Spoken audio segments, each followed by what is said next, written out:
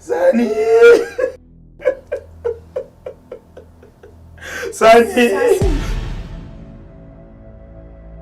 Ina so ka saurare ni. Yanzu ba lokacin yin kuka ba ne. Ni na san ba za ka iya kashe mutum ba. Amma me yasa ka kashe Sani? Wallahi tallahi Hajiya. Na rantsi da Allah ban kashe shi ba wallahi. Wallahi ban kashe shi. Sasin, mu nawa ne a cikin gidan nan?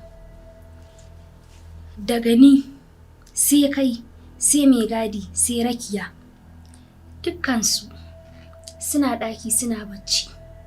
Kuma duk kofofin da za a shigo cikin gidan nan a rufe suke.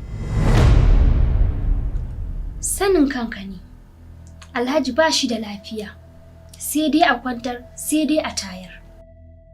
Babu yadda za a yi a ce shi ne ya aikata wannan laifin. Kuma ni ban kashe shi ba. To waye?